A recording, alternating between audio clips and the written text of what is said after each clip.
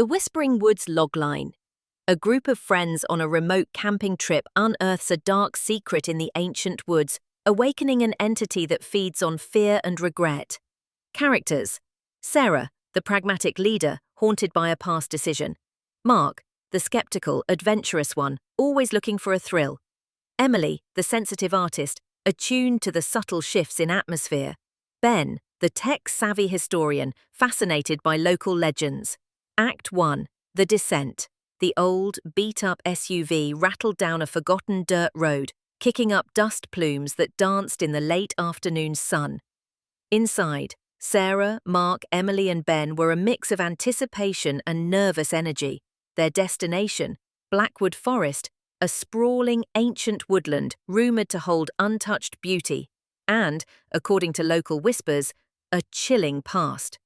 Ben, ever the researcher, had found obscure historical records mentioning a forgotten settlement deep within, a place called Eldoria, which mysteriously vanished centuries ago. They set up camp near a small, eerily still lake, the water reflecting the deepening twilight like a sheet of obsidian. As the first stars pricked through the bruised sky, a strange, almost imperceptible hum seemed to emanate from the trees. Emily, sketching by the campfire, shivered. "Does anyone else hear that?" she whispered, her charcoal still. Mark scoffed. "Just the wind, Em, or maybe Ben's overactive imagination." The next morning, armed with Ben's cryptic maps, they ventured deeper. The forest grew denser, the trees taller and more gnarled, their branches intertwining like skeletal fingers. The air grew colder, and the silence became oppressive, broken only by the crunch of their boots on fallen leaves. They stumbled upon a clearing, unnaturally circular, where the trees seemed to lean away, as if in fear. In its center, partially swallowed by moss and tangled roots, lay the ruins of Eldoria, crumbling stone foundations, a collapsed well, and a single, petrified oak, its branches twisted into grotesque shapes. Ben, exhilarated, began digging near the well, convinced he'd find artifacts. Sarah, however, felt a growing unease. A faint, almost inaudible whisper seemed to weave through the air, just at the edge of hearing. It felt like a name, or perhaps a warning. Suddenly, Ben unearthed a small, intricately carved wooden box, its surface adorned with strange, unsettling symbols.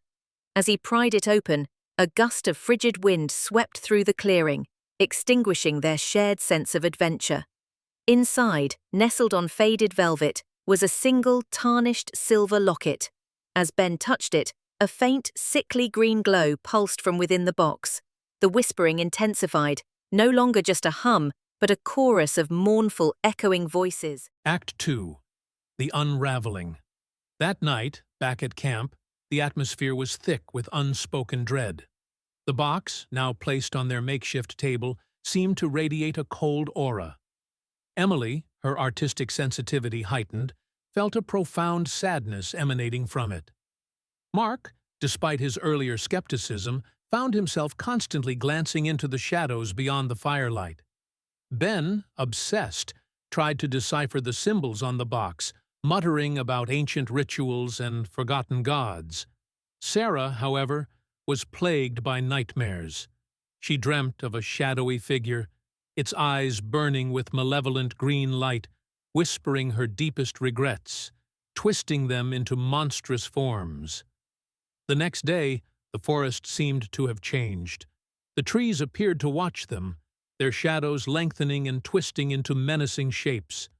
The whispering was constant now, a cacophony of voices that preyed on their minds, echoing their fears and insecurities.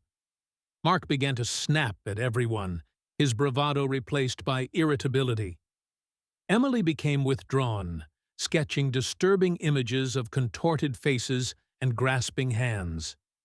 Ben, driven by an insatiable curiosity, insisted they return to Eldoria, convinced the locket held the key to understanding the whispers.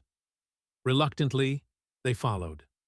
At the ruins, the air was heavy with an almost tangible presence. The whispering was deafening, a chorus of accusations and despair. As Ben held up the locket, its silver surface began to ripple, reflecting not their faces, but distorted, spectral visages of people they had wronged, mistakes they had made. Sarah saw her younger sister, her face etched with disappointment from a promise broken years ago. Mark saw a rival, his face mocking him. Emily saw a failed painting, its beauty replaced by grotesque ugliness. Ben saw his own academic failures, amplified and magnified. The entity, the Whisperer, began to manifest, not as a solid form, but as a swirling vortex of shadows and green light, feeding on their escalating terror and regret. It mimicked their loved ones, their failures, their fears, their twisting them into psychological torment. The group began to turn on each other, their deepest insecurities weaponized by the Whisperer. Mark accused Sarah of being too controlling.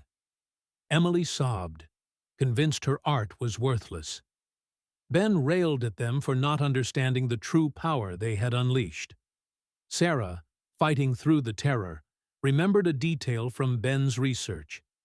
Ancient legends spoke of a way to banish the Eldoria entity, not by force, but by confronting one's deepest regrets and offering a genuine apology or acceptance. It was a desperate gamble. Act 3. The Reckoning. As the Whisperer grew stronger, its shadowy tendrils reaching out, Sarah knew they had to act. She forced herself to look at the spectral image of her sister, tears streaming down her face. "I'm so sorry," she choked out.